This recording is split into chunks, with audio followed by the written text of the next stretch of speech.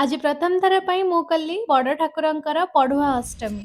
You know the secret of soft and spongy ବାଲା ଏଣ୍ଡୁରି ପିଠା ହଉଛି ସେମ୍ କ୍ୱାଣ୍ଟିଟିର ଚାଉଳ ସାଙ୍ଗକୁ ସେମ୍ କ୍ୱାଣ୍ଟିଟିର ବିରି।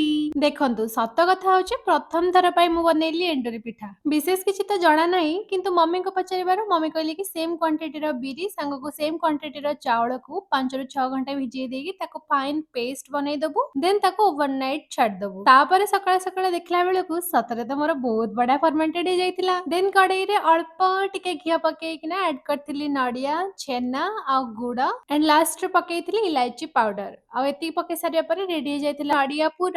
ବାକି ଦେଖନ୍ତୁ ହଁ ମୁଁ ଜାଣିଛି ମୋର ପରଫେକ୍ଟ ହବନି, ପ୍ରଥମ ଥରର କାହାର ବା ଭଲସେ ପରଫେକ୍ଟ ହେଇପାରେ। ମୁଁ କିନ୍ତୁ ଟ୍ରାଏ କରିବି ଭଲ କରିବା ପାଇଁ, କାହିଁକି ନା ଏଇ ବର୍ଷ ମୁଁ ପ୍ରଥମ ଥର କରି ବଳଭଦ୍ରଙ୍କୁ ଅଷ୍ଟମୀ କରିବି ନା, ତ ସେଇଥିପାଇଁ ତାଙ୍କ ପାଇଁ ବନେଇଥିଲି ତାଙ୍କର ପସନ୍ଦର ଏଣ୍ଡୁରି ପିଠା। ଆଉ ସ୍ୱାମୀ ମଧ୍ୟ ମୋର ନୂଆ ଡ୍ରେସ ପିନ୍ଧି ଚନ୍ଦନ ସିନ୍ଦୁର ଲଗେଇ ଏଣ୍ଡୁରି ପିଠା ଖାଇ ପୁରା ଅଷ୍ଟମୀ ହେଇଯାଇଥିଲେ। ଆଉ ତାପରେ ଆମେ ଯାଇଥିଲୁ ଟିକେ ମନ୍ଦିର, ସେଇଠି ଆମକୁ ମହାରାଜ ଜି ଦେଇଥିଲେ ତାଙ୍କ ଘର ତିଆରି ପ୍ରସାଦ। ସତରେ ଯେମିତି ଲାଗୁଥିଲା କି ଏଇଟା ଅନ୍ନ ନୁହଁ, ଏଇଟା ପ୍ରସାଦ ନୁହଁ, ଏଇଟା ଥିଲା ତାଙ୍କର ଆମ ପ୍ରତି ଆଶୀର୍ବାଦ। ଆଉ ଏଇ ମୋମେଣ୍ଟ ଟା ଥିଲା ଆମ ପାଇଁ ବହୁତ ଇମୋସନାଲ, କାହିଁକି ନା ବିନା କିଛି ସମ୍ପର୍କରେ ବି ଆମେ ଯେବେ ବି ମନ୍ଦିର ଯାଉ ସେ ଆମକୁ ବହୁତ ହି ସ୍ନେହ ଶ୍ରଦ୍ଧା ଓ ଆଶୀର୍ବାଦ ବି କରନ୍ତି। ଆଉ ଆଜିର ଏଇ ଅନୁଭୂତି ମୋ ମନରେ ସବୁବେଳେ ରହିଥିବ।